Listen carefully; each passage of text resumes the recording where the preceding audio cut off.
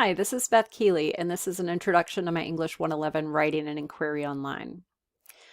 The first 2 points that I'll cover is how the navigation of my course flows, and then I also want to kind of talk about some of the EPIC standards that are exceeded in my course. When students enter the course, they are greeted with a welcome message from me, which includes a short introduction, a brief overview of the course, and specific steps that they need to get started, what they need to do first, complete the course entry quiz, and then navigate to the Getting Started area, and then how they access our Lessons folder. So let's first go to the Getting Started section. You'll notice that on each major content area, I have this item that reminds students that if this is the only item they see, they have not completed the course entry quiz, and they won't have access to the material until they do. In the Getting Started section, I include welcome podcast from me, which is a short podcast, about 3 minutes, that welcomes them to the course. I also include information about student services, a browser check, and the free Microsoft Word. English 111 student learning outcomes are included here, as well as course information highlights. A short video about 10 tips for success in online courses, and hyperlinks to the course syllabus, course outline and required textbooks, and the student support section. The faculty information section includes not only my contact information, my office hours, a photo, my preferred method of contact, and a little bit of background information, both about my education and career experience, and a little bit of personal information just to make me seem like a real person. Under Lessons folder, which is the link that students will access each week, you'll notice that I have 5 units. These units are revealed as they're assigned. Each unit notes the weeks and the dates that it'll cover. In this unit, we only have week 1 and 2. Each week is revealed as it's assigned. So August 24th is when week 2 will be revealed. At the bottom of the title, you'll see that the learning objectives for the week are included. Selecting the module title above reveals the lessons and activities. Each week is organized in the exact same manner. The very first item students will see is a weekly content overview. This is a short podcast that introduces students to the week and also includes tips and advice for completing the week's work. The second item will always be the weekly assignments and tasks. I highlight the due dates and list all of the assignments that should be completed by that due date. Graded assignments are noted in bold red font. And some Sundays they have replies to discussion boards or replies to peer editing boards. The third, and always the third item, is reading assignments. So this always includes what readings they need to complete for the week. What follows in the module are reading assignments that perhaps aren't in the textbook, or hyperlinks to sections in the course, just to make it a little more streamlined. In this specific week 1, I wanted to do a video, so I did a video for giving them a tour of the course. This is a really important video in my perspective because it lets students know where things are located in the course, and also if they're new to online courses, it gives them kind of a sense of comfort and acknowledgement in the course. I do have a list of administrative tasks and a few quizzes for them to take, and week 1 always includes an icebreaker discussion board. My discussion board always gives the prompts, if you're new to discussion boards, how to do it, instructions, and the rubrics always listed. The icebreaker discussion board, I find it really important to participate in, so I always include my introduction. This not only engages students in that the instructor is really present in the course, but it also gives them a model of what their post should look like and perhaps how they can respond in that way. So that gives them a sense of acknowledgement. One of the things that I wanted to highlight is that each week, whether you're in week 1, as we just went over, or week 2, follows the same pattern: podcast, assignments and activities, and reading assignments. So there's a sense of consistency throughout each of the weeks. Launchpad is an interactive grammar publication that I use. This gives them information about registering, how to access Launchpad, and also technical support services. This is introduced in about week 3, but I do tell them in the welcome message if they just want to take a look at this, because they're curious, to feel free and do that. Major assignments is an important content area. I include my grading criteria for all of my assignments. These assignments are revealed once they are assigned, but you'll notice a consistency in the major assignments that I include the due dates on the folder, outside of the folder. And then once they open the folder, they have a link to the assignment prompt, a very specific rubric, and then I provide student samples for that assignment that they can use as examples. Once they look at those samples, I also have margin comments in there about what's working and what could work better. Collaboration is just a direct link to our discussion boards. I hide this until after the 10% mark so that students who haven't taken the course entry quiz cannot access the introduction discussion board. They have to access it through the lessons folder. Once the 10% mark is completed, I reveal that. And of course, we have course resources, student support, my grades, and tools.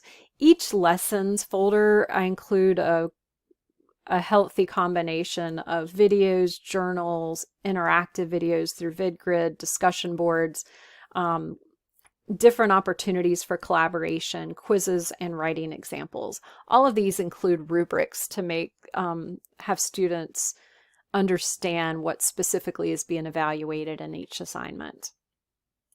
So the next section is the improvements that I made based on EPIC 110. So I wanted to focus on streamlining, collaboration, and clarity. So one of the things I did with streamlining is I embedded rubrics on appropriate assignments. For collaboration, I gave a peer review workshop example. For clarity, I added an end of the week survey and a video walkthrough for difficult tasks. So let's take a look at those. So starting on week 1, our discussion board, our interactive discussion board here, I've not only included information that a grading rubric's linked and available through the My Grade section of the course, I included a screenshot image of the rubric just so students would have it more accessible to them. Of course, they're welcome to go through the My Grade section, but I've done this for all of the discussion boards, for journals, for the smaller writing assignment so that they can access it through the My Grades or they can look at it here. My hope is that students will not skip this because I feel since they have to click somewhere else to look at the discussion board, or I mean the rubric, that they may overlook it or they may push it off until the last minute and then not have time for it at the end right before the deadline. So hopefully by incorporating an image of the rubric will improve the students' ability or likelihood that they'll take a look at the rubric and at least see what's being evaluated in the assignment they're getting ready to look at. So this is done on anything that has a rubric that is able to do a screenshot. The major writing assignments, the rubrics are much too large to do a screenshot, so I included a direct link to the discussion, to the rubric in each assignment. The second point I wanted to improve is the peer response workshops. Some students tend to do very thorough examinations and feedback on peer reviews, and others are not so much. So I want to make sure that students have an example to follow so that they understand. So in our very first peer response workshop, I include a student draft definition essay. And what I've done in this student essay, this is the example student essay, what I've done is I've created a sample peer editing example. So this specifically gives information based on this sample student draft by Sammy Student and gives feedback on the 8 elements that I'm asking my students to give feedback. I also include and encourage my students to include margin comments so that they can see what a peer editing experience should look like, that it's not necessarily checking for small details, but it's looking at the main points that I'm asking them to focus on. My third goal was to create a short 2-question survey. So the purpose of this survey is to gain feedback on what works well for the student individually and what could have worked better. So it shouldn't take any more than a minute to complete. It's just 2 questions. And it's always posted at the very last part of the module of the lessons folder. And basically, I want to let them know that it's optional, that they don't have to do it. So I want to hopefully get feedback from students of what really they were confused about and how it could have worked better, and those things that were really working well. I found that sometimes I don't think it's working well, and I get rid of it, and then I have students say, well, I really liked that. And because students sometimes are quiet, or they don't feel that they, I'll tell her later. I think this is a really quick, it's embedded survey, so they can select yes, go to next, and then add their answer and submit. That's how quick it is. So hopefully I'll get some great anonymous feedback, and I can use this to help improve the course based on the class dynamic that I have for a specific section or a specific class. And my last goal was to include videos or embed videos walking through for difficult tasks.